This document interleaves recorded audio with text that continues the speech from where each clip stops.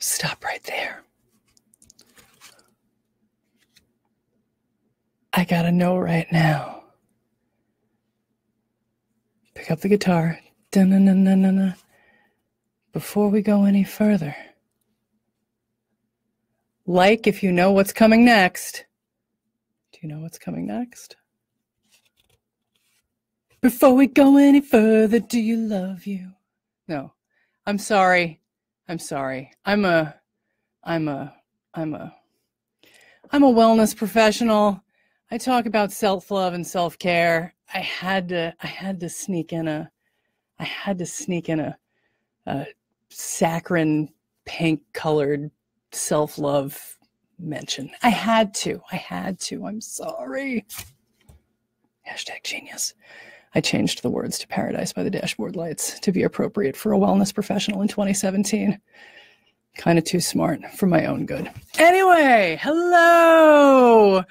Sheila Ray says, best song ever. Strong Coffee Trivia. Apparently I was conceived to that song in the back of a Chevy Nova at Astoria Park in Queens.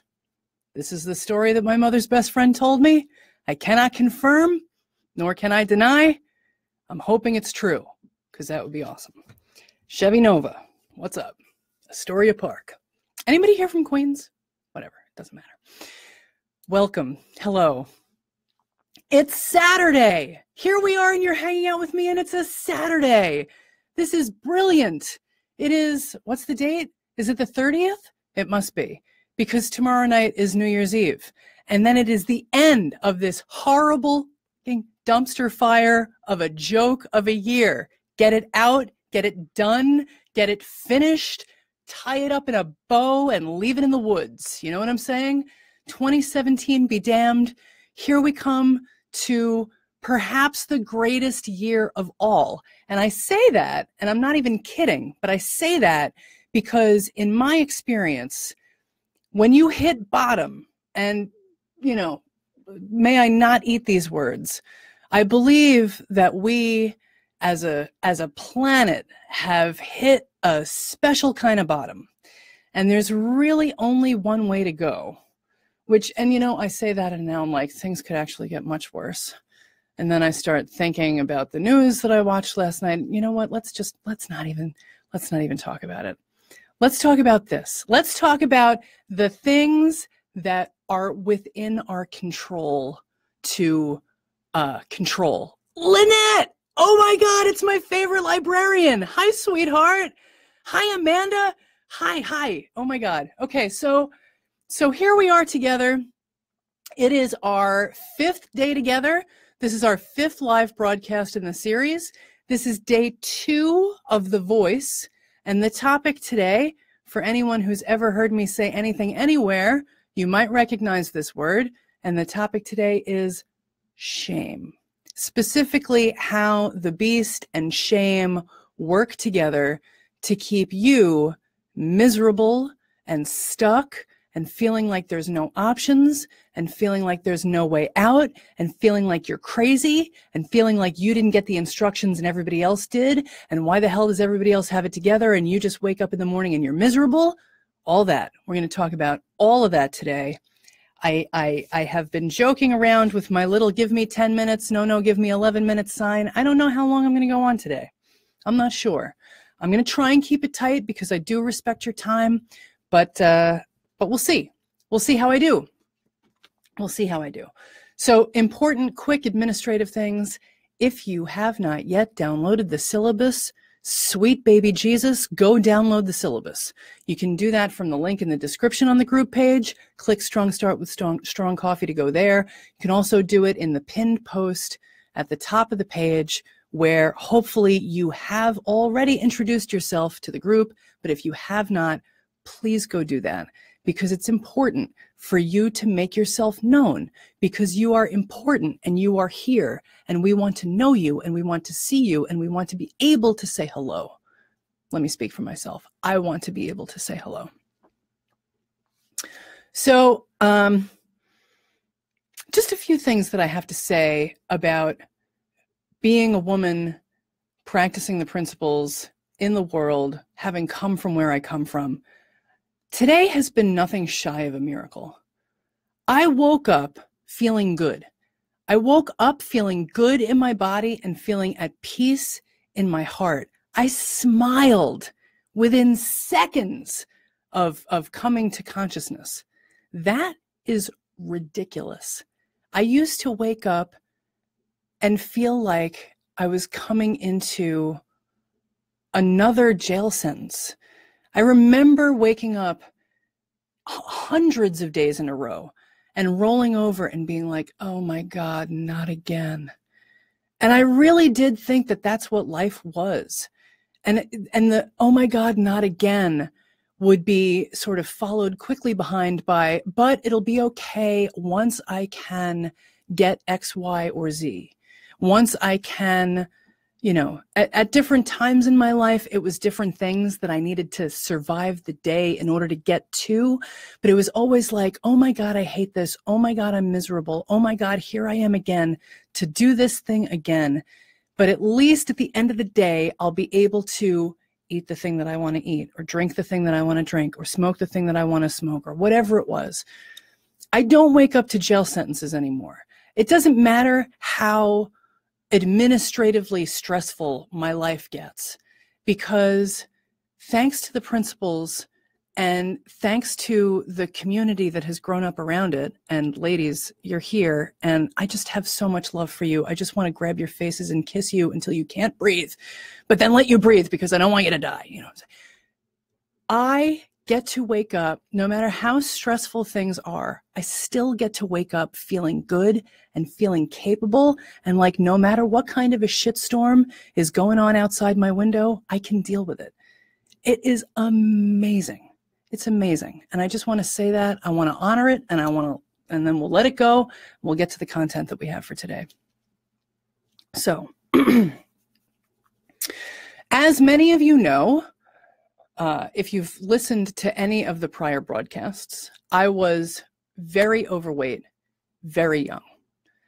By the time I was 5, I was already a regular at my mother's Weight Watchers meetings. I was already indoctrinated into diet culture. And that is when I started at that ripe young age of 5 years old, losing and gaining and losing and gaining and losing and gaining. I had more of a skill to talk myself out of the commitments that I made, especially when it came to food, than I did in anything else in life. I was better at that than writing. I was better at that than being a friend.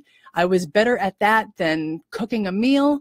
That was like my number one life skill, was I'm going to do this. And then actually doing everything that I could do to ensure that the thing that I wanted to do would never come to fruition. I was a master of self-sabotage from the beginning. For the longest time, I didn't understand how that could be possible. Like, was there something truly wrong with me? Was I fractured and broken in some way?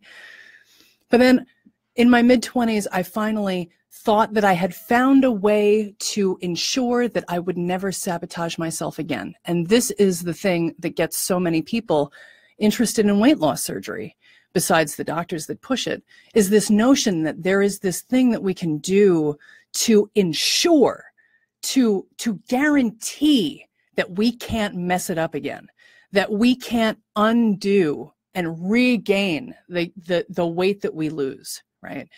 It is this fantasy, because it is a fantasy, that fuels this tremendous industry, this tremendous weight loss surgery industry.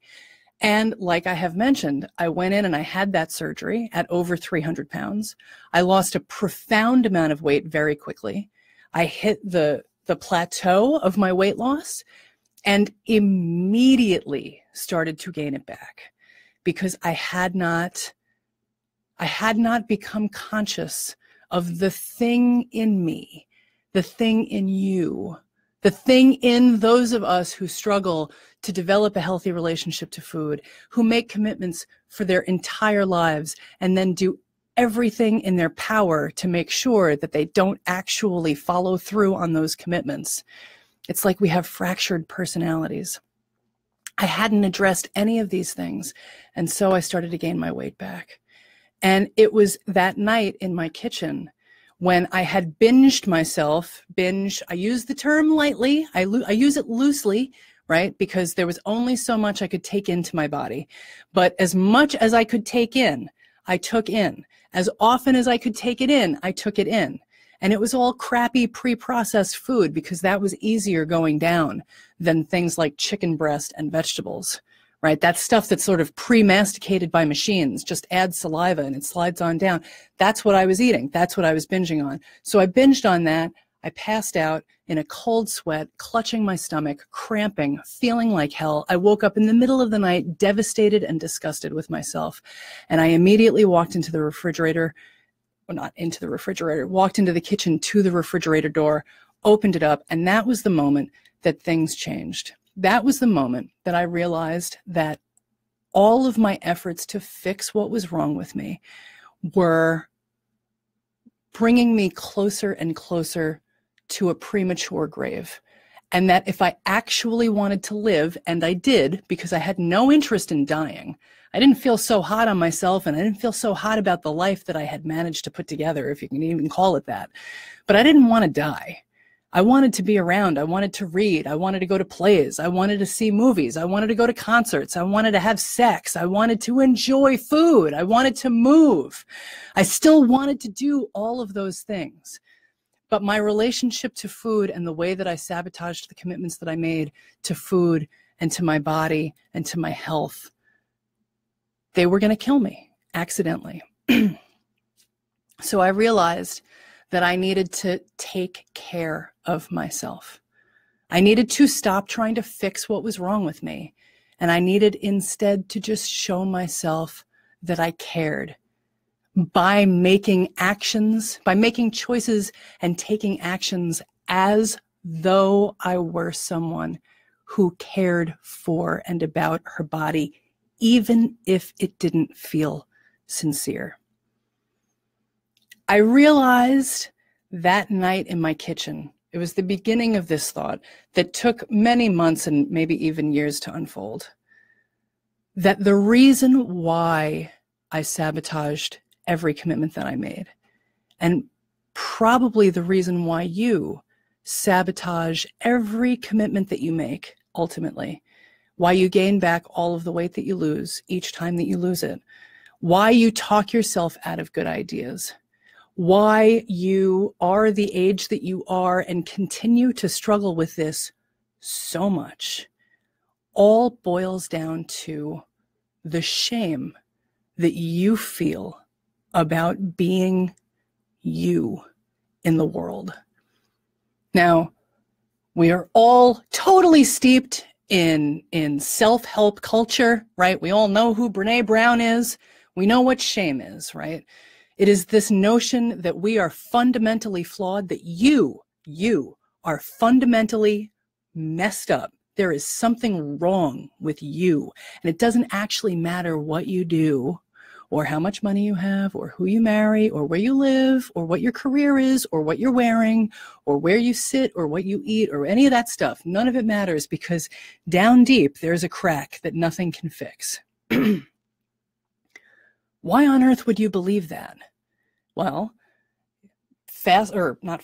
rewind to the beginning of you, which I talked about in an earlier broadcast, when you were this young, curious, open, lovely, excited little thing who was brave and ready for action and open to anything. And somebody just teach me something, because my brain is a freaking sponge and I want to experience everything in the world. At some moment in that little you's life, someone gave you the idea that actually, in fact, you were not valuable at all. You were not worth the effort. You were not worth the energy. You were not worth the time, that you were like days were for me when I was still trapped in self-sabotage. You, little you, was something that needed to be survived so that that person could get to the thing that spelled relief for them. You felt like an obstacle. You felt like a weight, a yoke on someone's neck. And in order to make that make sense, your little brain latched onto a very reasonable idea, which was that there was something wrong with you.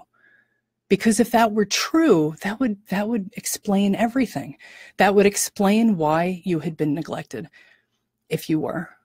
That would explain why you had been abused, if you were, and many of us are.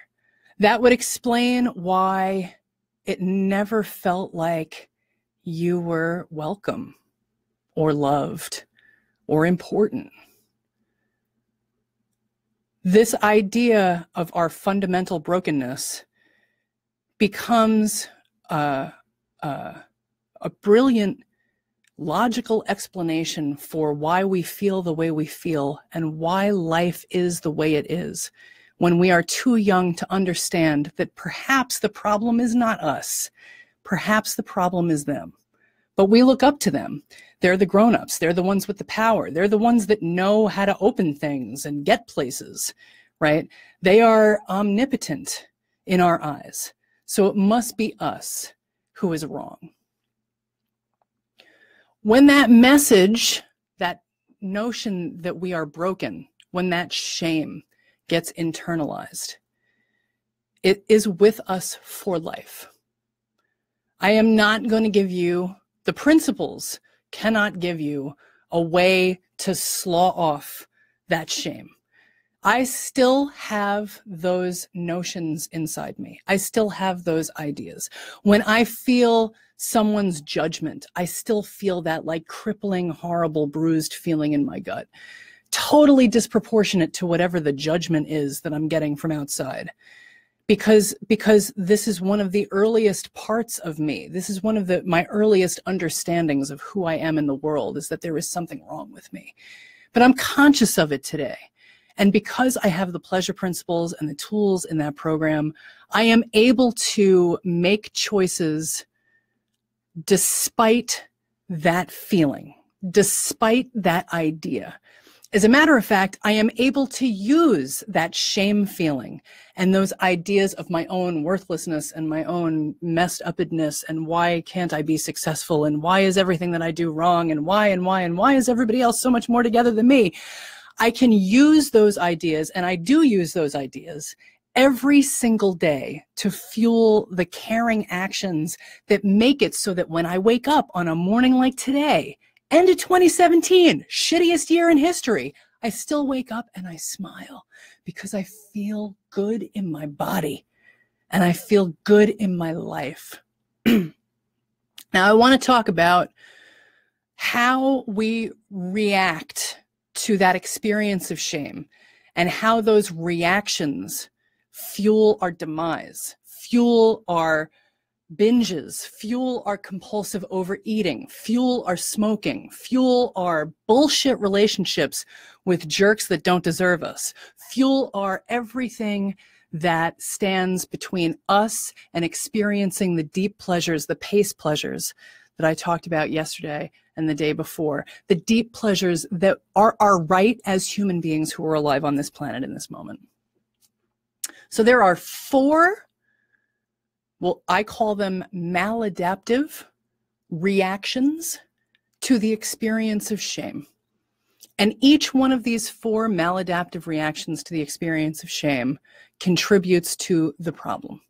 Leaves us heavier, leaves us more miserable, leaves us feeling less connected, makes us feel like we're not showing up in a meaningful way in any of the contexts in our lives, for our families, for our work, for ourselves. Four maladaptive reactions to shame.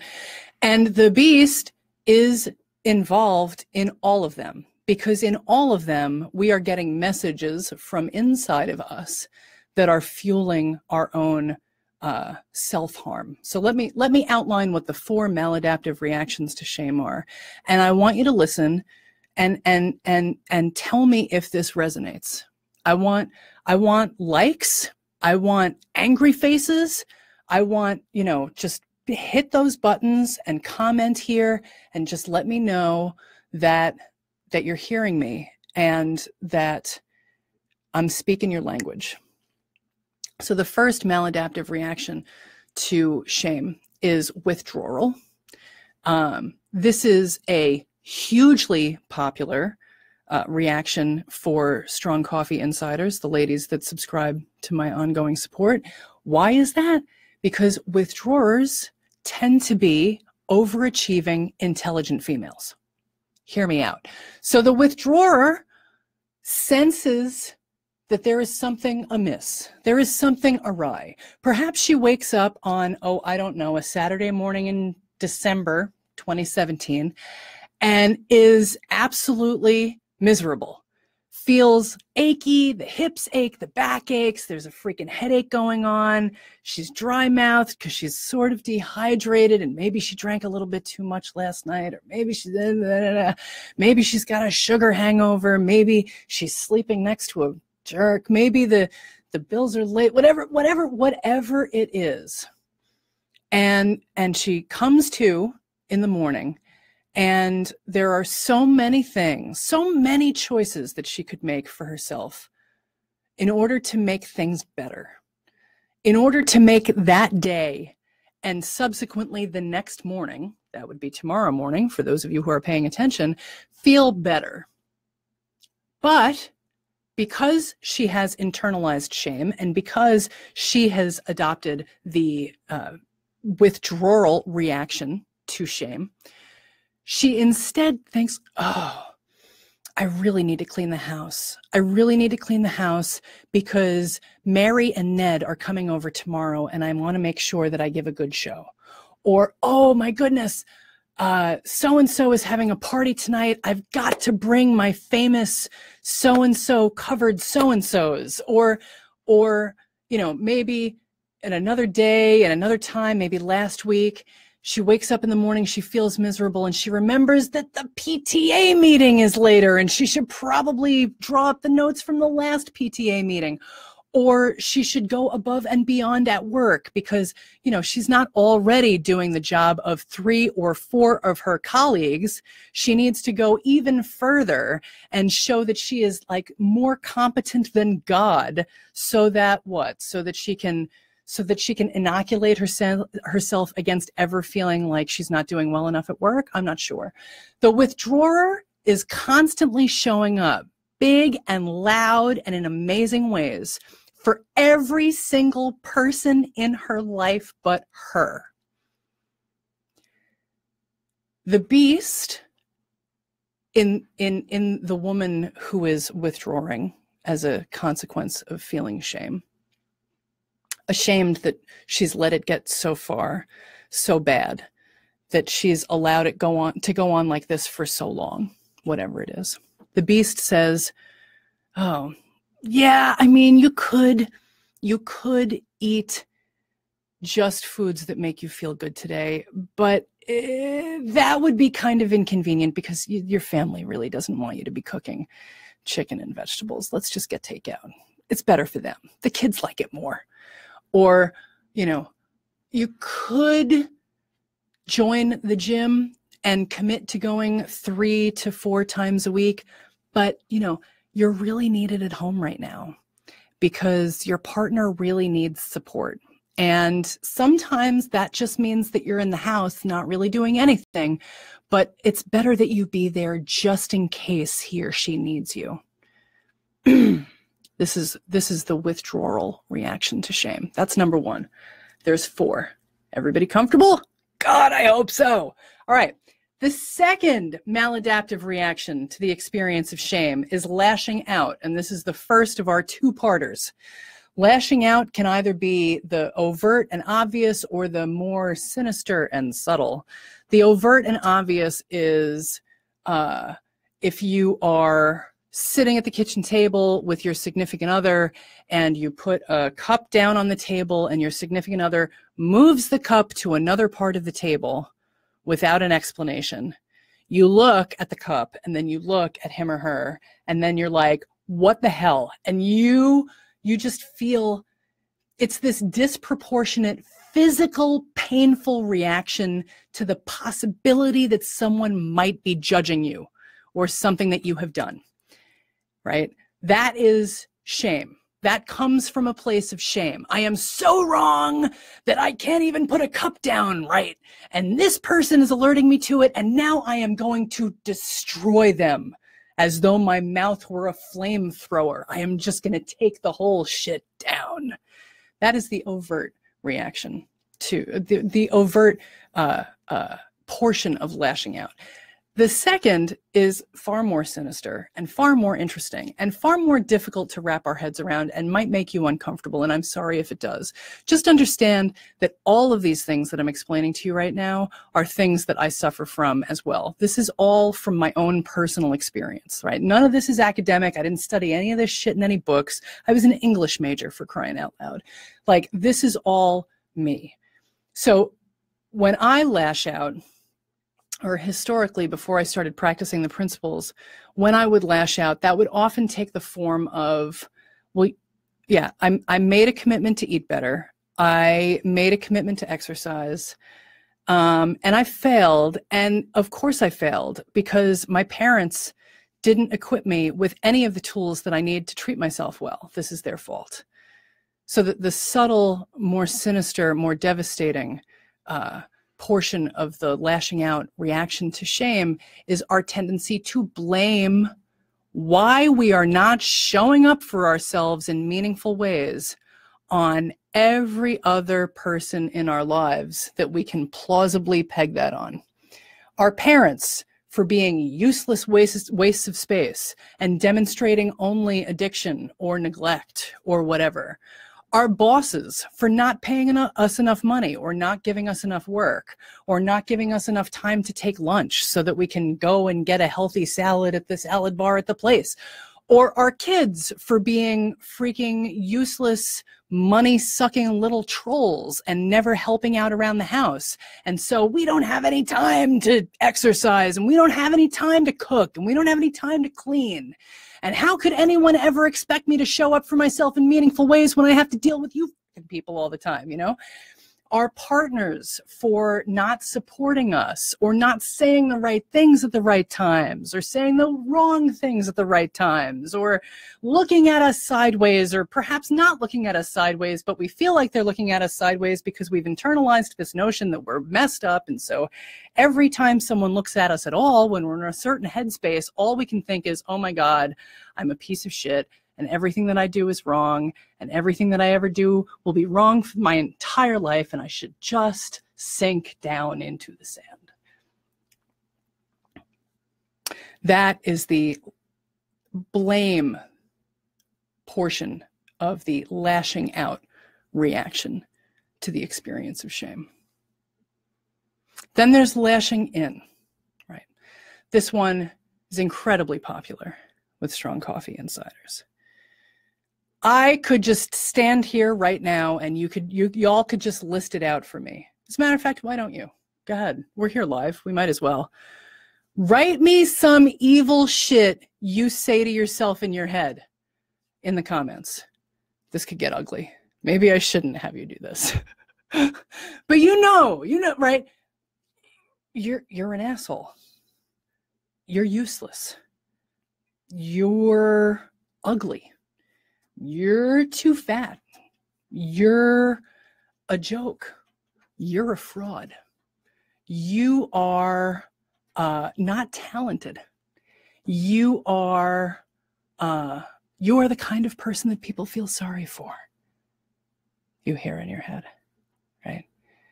Can you imagine for even a second hanging out with someone who said that shit all day, every day? Can you imagine for even a second that little girl that I talk about that was you saying any of that shit? No. And this is how you know that this is not your voice. She would never say those things to anyone. And she would never even begin to conceive of the possibility of saying those things about herself.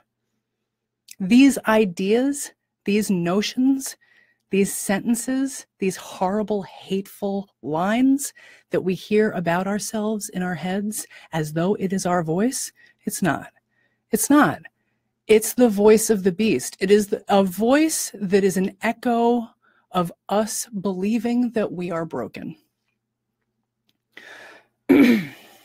I get so emotional when I talk about this shit, and I have mascara on, and I'm not going to cry.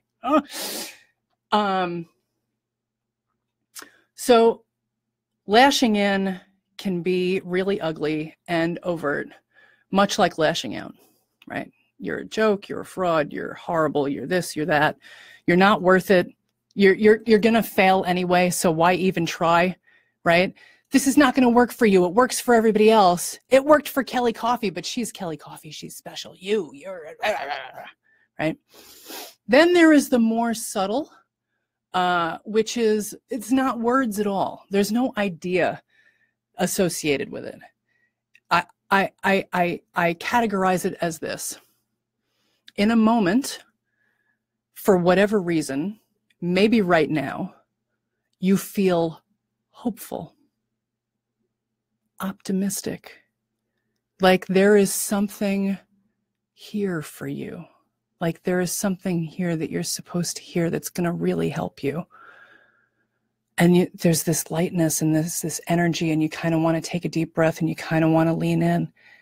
But then from inside, you just feel your whole everything just roll its eyes. Like, really? Really? You're gonna, you think this is gonna help you? Really? That is the lashing in reaction, maladaptive reaction to the experience of internalized shame. The, who are you even kidding?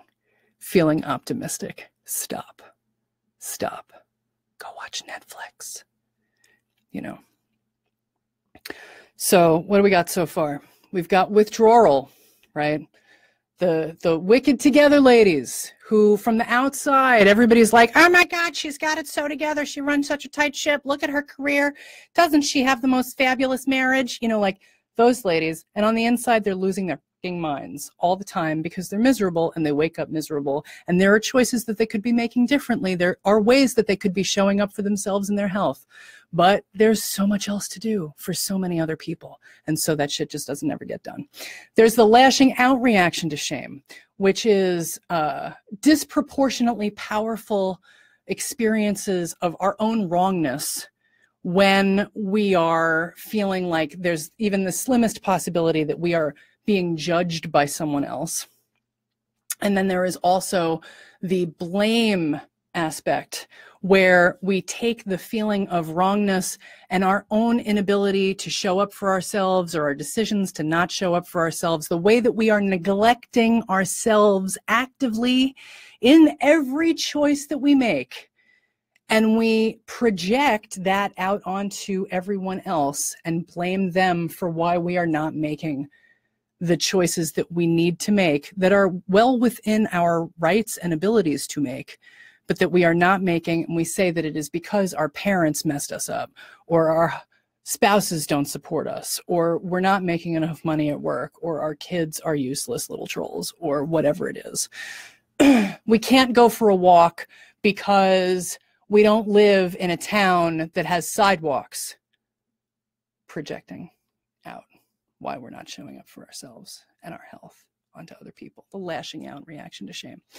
Lashing in.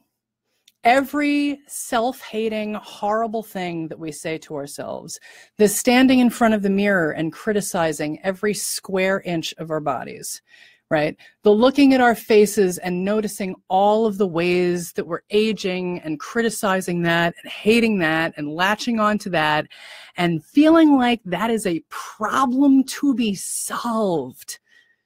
Your face is not a problem to be solved.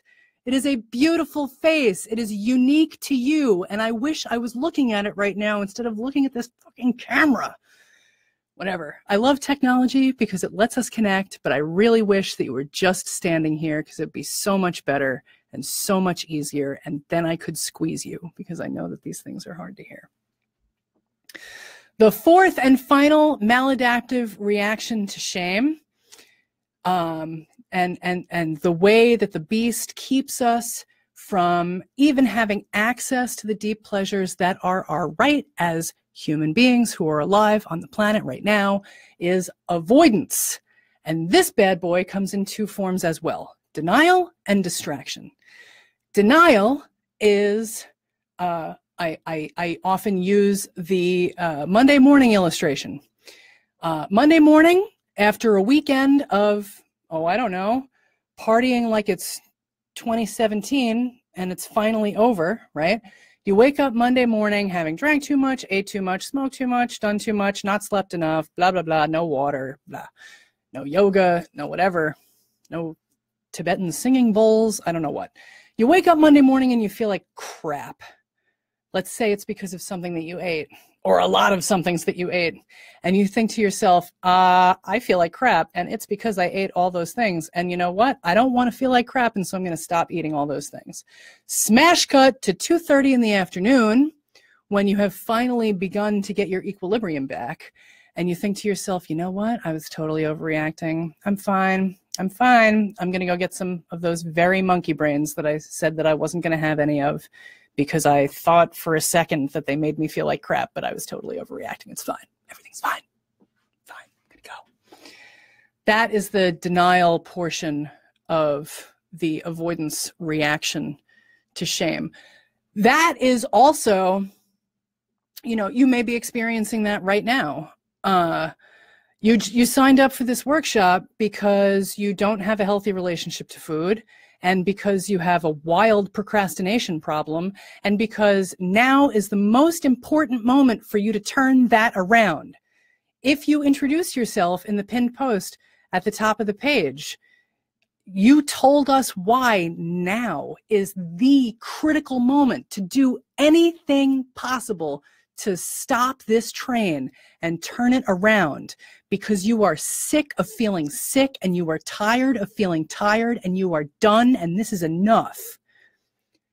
But now that you're listening to me, and I'm encouraging you to come into the pleasure principles and do it, do just that, turn it around. Now, maybe you're hearing the beast in your head go, actually, you know what? It's not that bad. It's not that bad. I was overreacting. And it costs money, so forget it. Very possible. That's the avoidance, or that's the denial portion of the avoidance reaction to shame.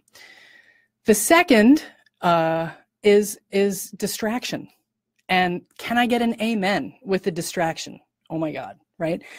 Distraction is, it's the end of the day. You've finished dinner. You've cleaned the dishes. The kitchen is reasonable. You don't have to do any more work. You could do something for yourself that would make it so that when you woke up the next morning, you would smile and not feel like you were waking up in jail again. But if you were to do that, you would have to think about the fact that you hadn't been exercising consistently for so long. And if you were to set up healthy meals, then you might have to think about the fact that you're heavier than you want to be, and you haven't been eating healthy for this whole time along. And you'd have to come to terms with the reality of the situation, which is that you're just at the beginning. And that really feels really disgusting in my gut, because I feel ashamed of the fact that I haven't done good things for the last year. And so I just can't even think about doing a good thing tonight, because I don't want to experience that bruised feeling in my gut of the shame that I haven't done this already. So when the thought occurs to you to maybe do something caring, to maybe make a strong choice, to maybe follow through on a commitment, your beast goes, ice cream and Netflix, stat. And it, just like that, shuts it down.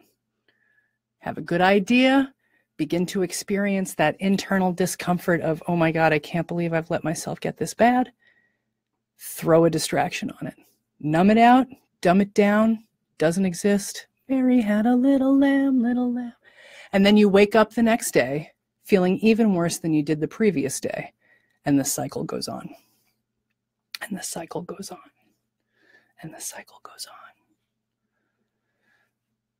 The maladaptive reactions to shame and the way that the beast communicates those to us in our heads is what stands between us now, you now, in your pain and your frustration, and your discomfort, perhaps insanity, and the pleasure that you deserve, the peace, the sense of accomplishment, the comfort in your own body and in your own skin, and the sense of empowerment.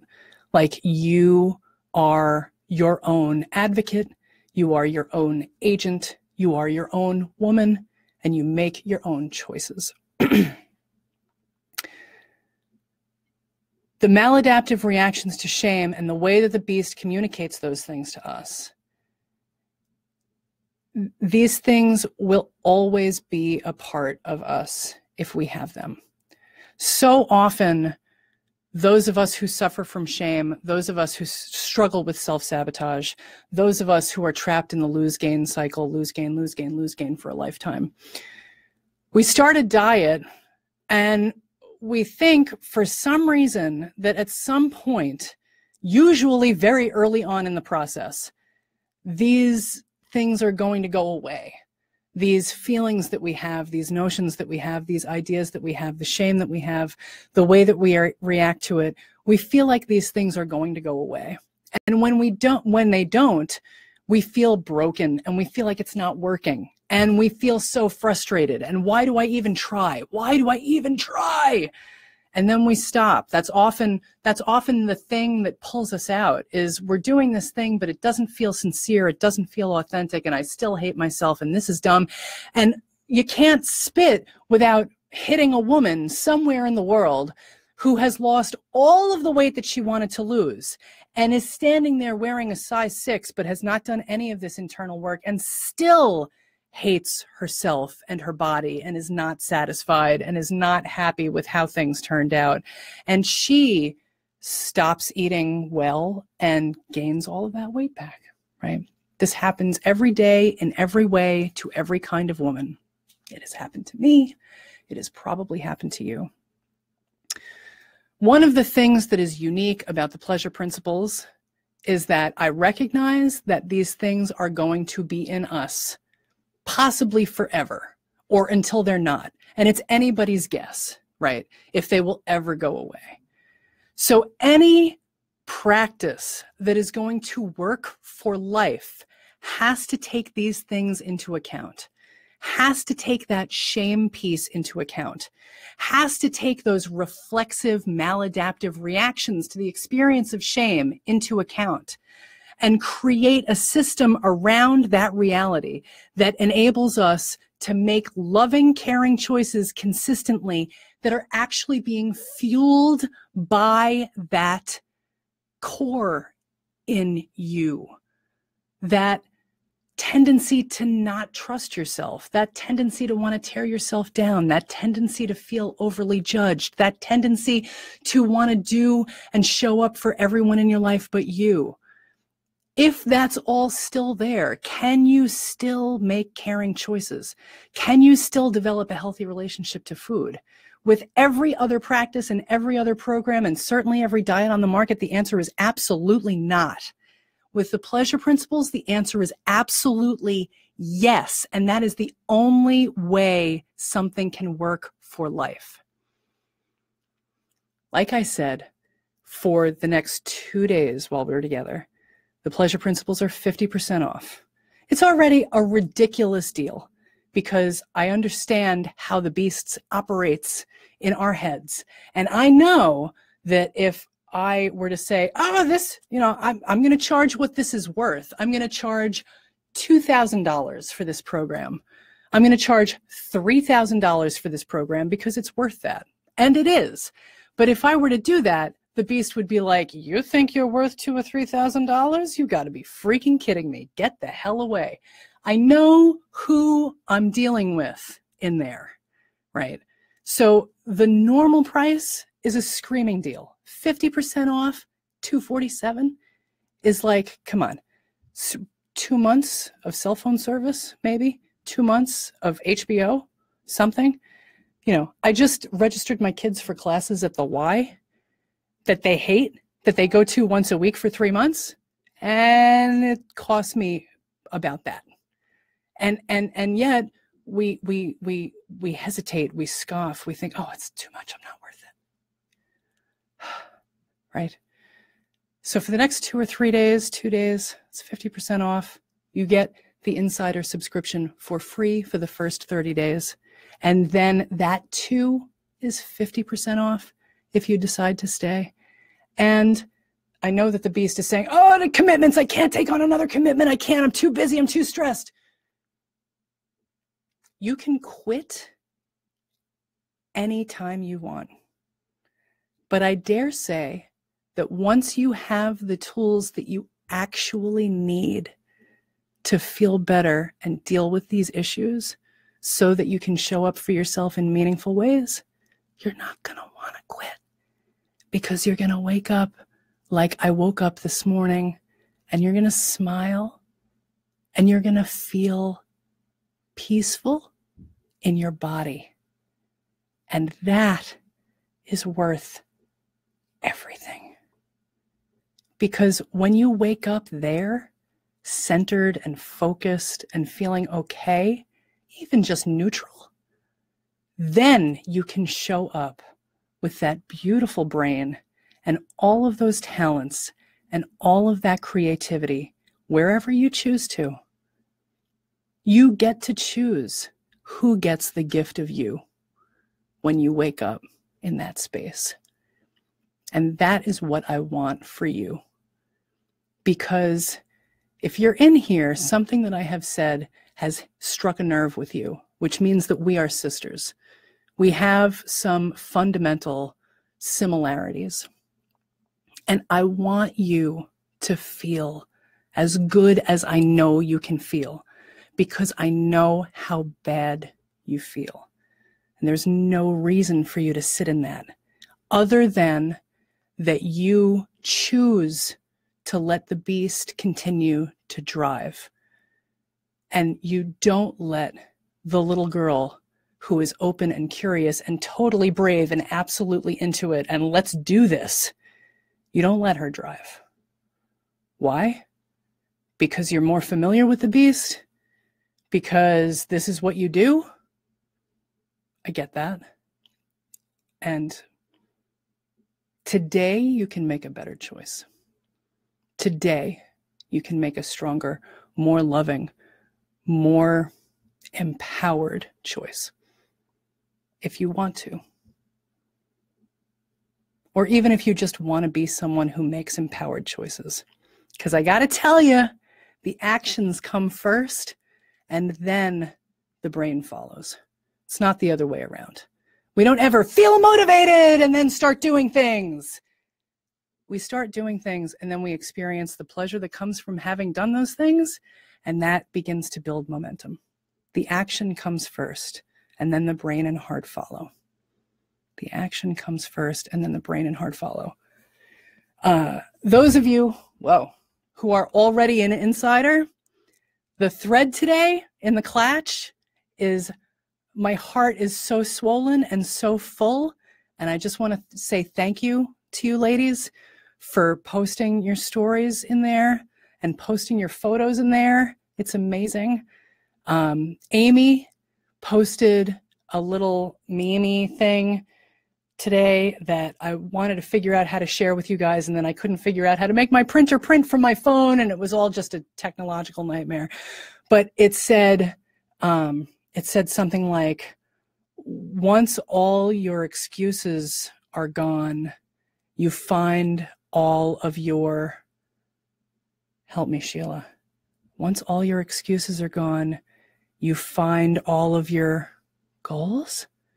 Once all your excuses are gone, you find all of your, I might need to open up my cell phone right now and check this out. This is me being not entirely prepared, is what this is. But it was so good.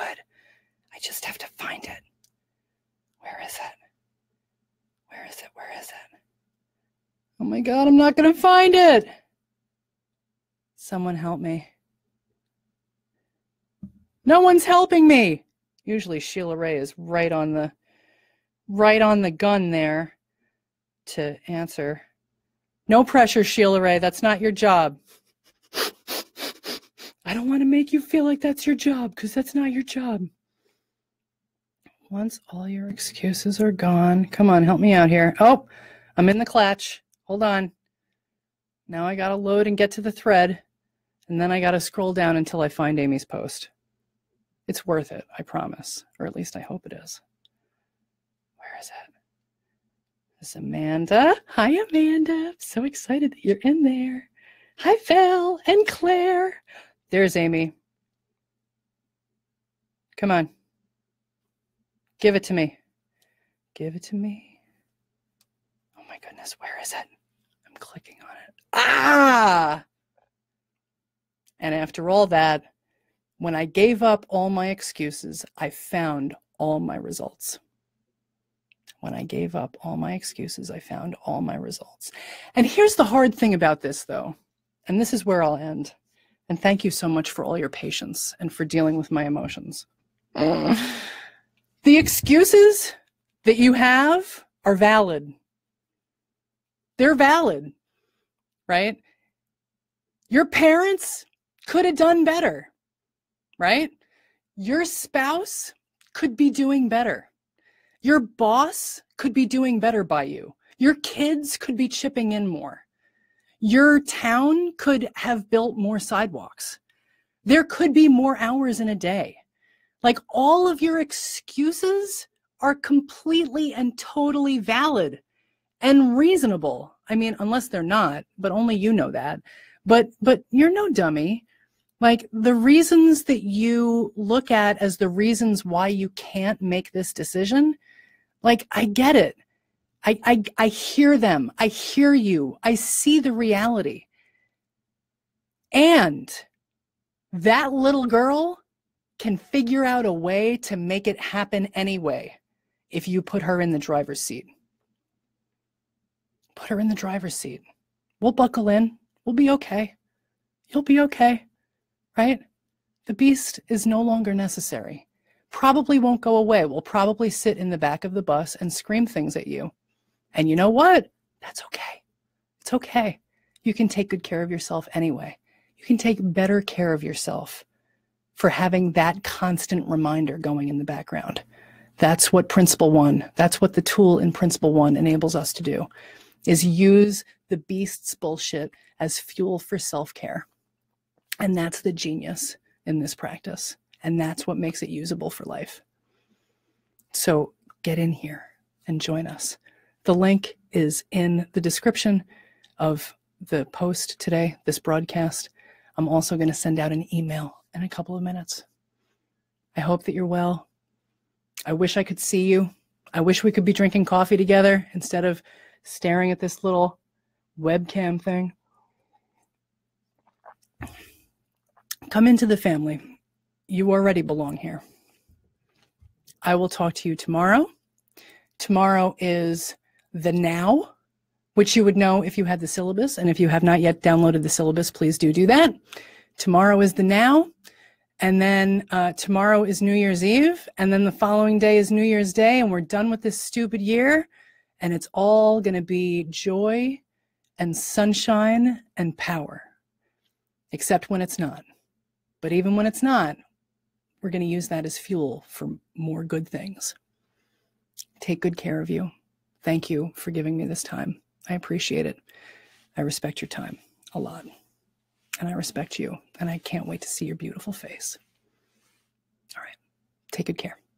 Oh, after you sign up, you'll be able to schedule a phone call with me. Not immediately. You have to go through the course, but we get on the phone as a part of the insider package. So this will be happening, but only with me and you.